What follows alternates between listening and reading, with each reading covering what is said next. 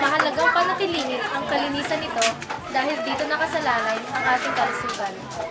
Ang kawalan ng kalinisan ay maaaring magdulot ng iba't ibang sakit at karamdaman. At dahil sa mga sakit na ito, tumataas ang kaso ng tinatawag natin na malnutrition.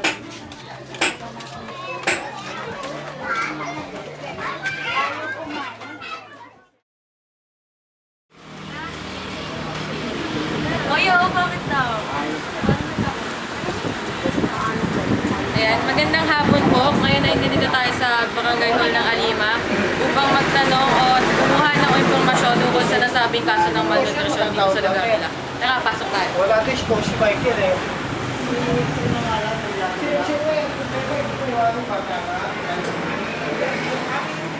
Shot lang ito.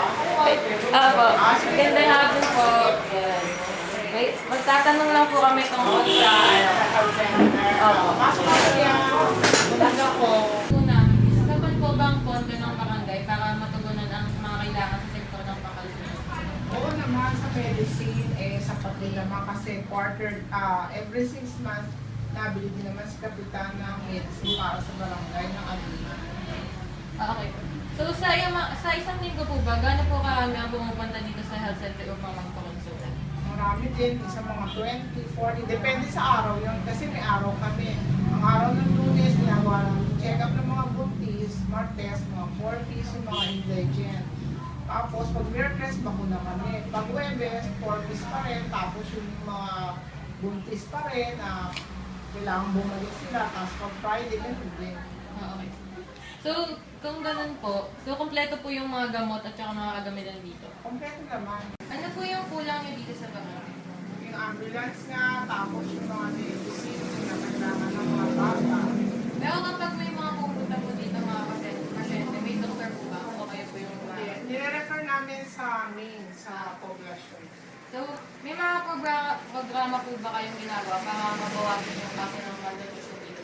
Nakikipag-coordinate naman sa DSWD para sa programa ng malnutrition. Kasi sila lang yung may hawak ng DSWD. Tapos kami natulong para sa OPT, Operation Tumba.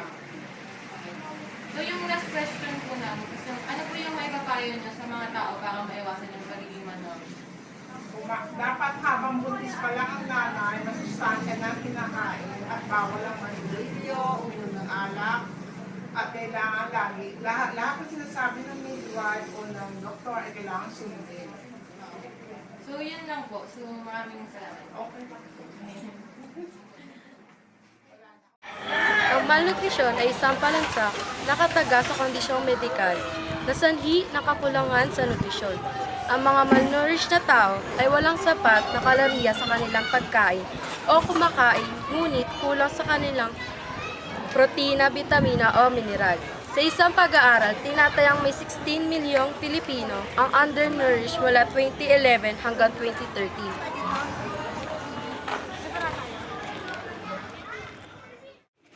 Sige. Pasok, ikaw na.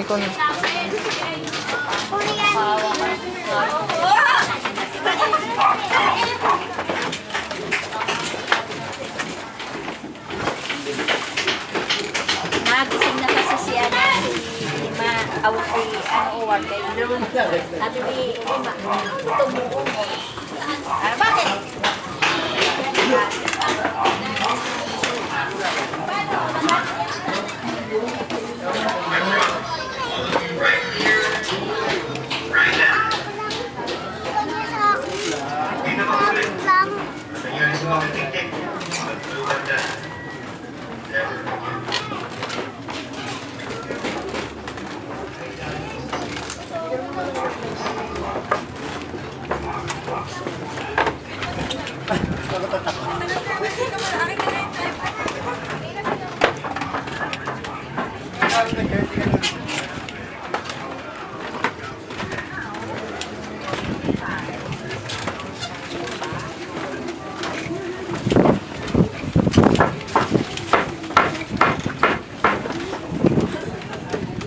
Nandito po kami ngayon sa Bacoor, Cavite, sa Barangay Alima.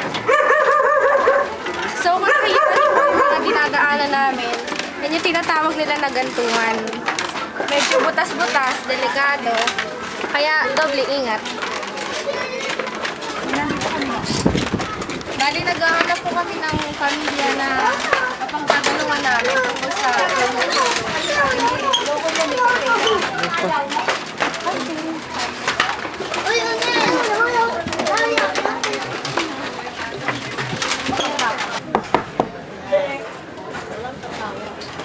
po yun. Magandang tanghali po. Kami po yung estudyante ng Adamson University.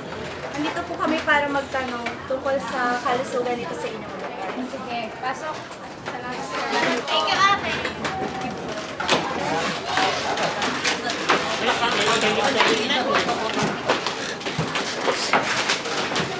Upo kayo sa magulo. Umupuhat sa magulo. Talagang po yung sabo. Okay lang. Nandito po ako ngayon sa tahanan ng pamilya Magulang upang aking makapanayan tungkol sa kanilang kalusugan. Hello, anong pangalan mo? Si Junie. Ikaw? Anong pangalan? Ay, ilan taon na kayo? 8. Ikaw? Ilan taon ka na? 8. Anong trabaho ng parents mo? Ng papa mo? Asan siya?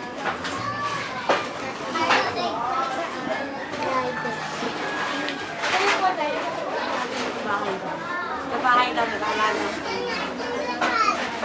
So guys, dito po sa bahay ninyo, di ba po nakikita naman natin na medyo madaming basura. Hindi naman po ba kayo nagkakasakit doon? Magkakasakit rin naman.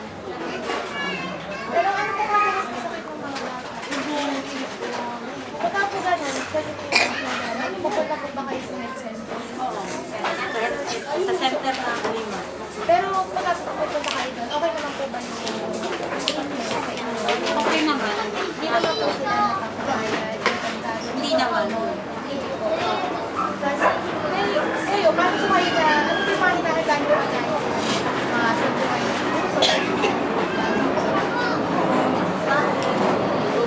Ulang, ulay, pag may pambiling masarap, karne, minsan lang.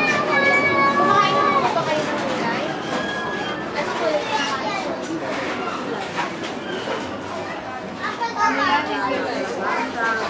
Nag-review ko siya. Eskwela. Ikaw, eskwela ka ng gulay. Kalabasa din. Kasi kung pag nakakasakit kayo, hindi ginagawa nyo, nilinom nyo ba yung mga gamot mo?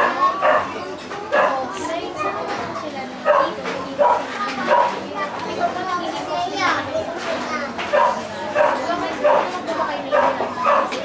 Hindi naman kasi may nag-ano naman ang tubig na nawasay.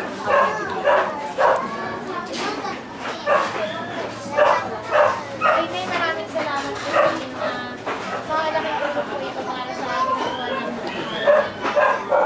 Salamat din.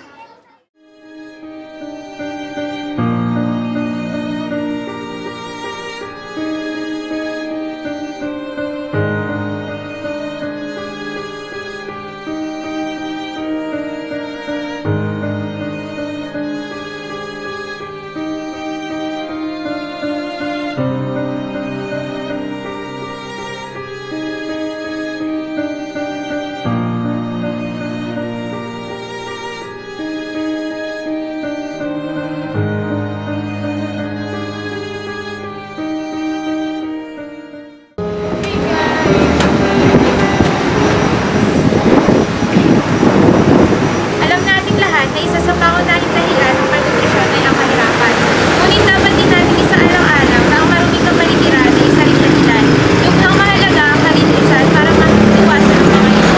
Dapat lamang natin gawin ay maging malinis hindi lamang sa ating sarili, kundi pati sa ating kapaligiran.